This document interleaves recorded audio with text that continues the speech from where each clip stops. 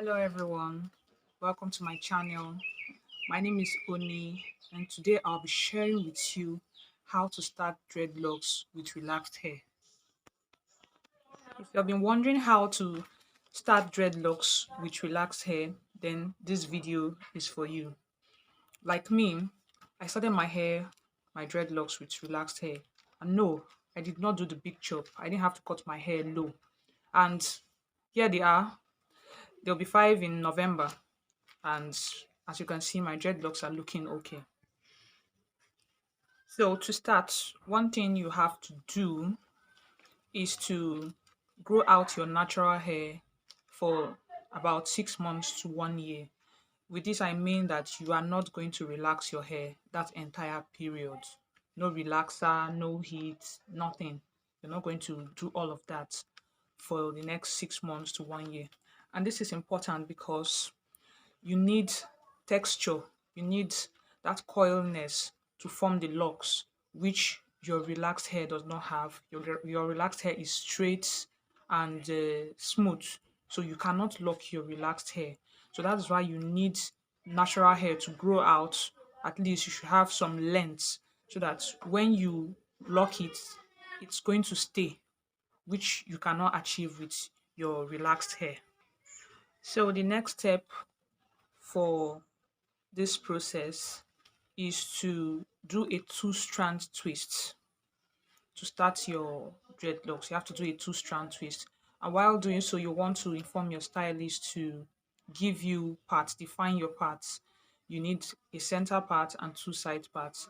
Now, this is important because later on, when your hair becomes long, of course, you want to style your hair in different ways and you would like to have clean parts, neat parts. So if you want to do side parts, you want to do center parts, then you're going to have your parts defined and you're really going to like how it's going to look later on. Another thing you should tell your stylist after making your two-strand twist is that your stylist should style your hair down. Like you don't want to just make the two-strand twist and leave them dropping like this. You want to style the hair down, put it into a style that will not be easily moved. Like, you're going to be resting your head on your pillow, on the headrest of a car seat or headrest of a sofa or a chair. You will not want your hair with so much friction going on. If you don't style your hair, you're going to have frizziness real quick. Like in a week, your hair is going to be looking all frizzy and is for someone like you, if you like your scalp looking neat, you'll be having issues with it. Like you'll be feeling like the hair is getting rough, getting unkempt, and all. So if you have my kind of hair that is super soft and very coily, you want to keep your hair in a style so that your style can last you for at least 2 weeks before you think of retwisting it. Another thing to take note of while you're trying to do dreadlocks with your relaxed hair is that you're going to have two hair textures. You're going to have your relaxed hair texture like outside while you have your natural hair growing from the scalp.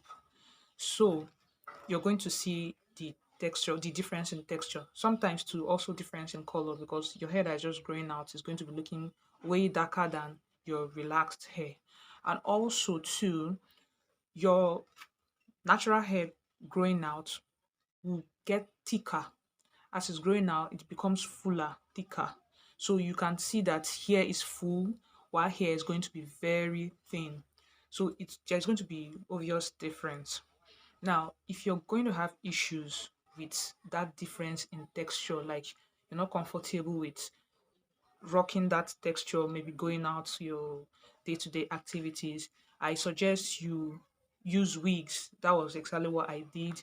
I didn't like the texture. My relaxed hair was very thin, very slim compared to my natural hair. My natural hair was coming out thick and full. So the texture was not looking nice at all in my eyes. So I decided to cover up with wigs. And yes, I wore wigs for about a year or even more. So you might want to consider doing wigs if you're trying to transition from relaxed hair to dreadlocks. Okay, so after some time, no, your hair is growing, it's getting longer.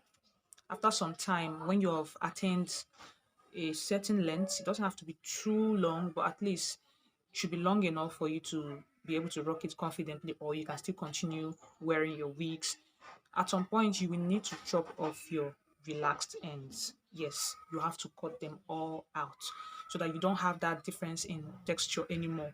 But you will only do this when your hair has grown out a bit and when your locks are beginning to mature. Because if you don't allow your locks to mature a bit and you cut off your relaxed ends, you end up unraveling the locks you're trying to form. So you wait for your locks to mature a bit before you cut off your relaxed ends. It is at this point too you're going to determine how you want the size of your locks to be. When you're starting with relaxed hair, you're not exactly going to be sure how the size of your locks will eventually be.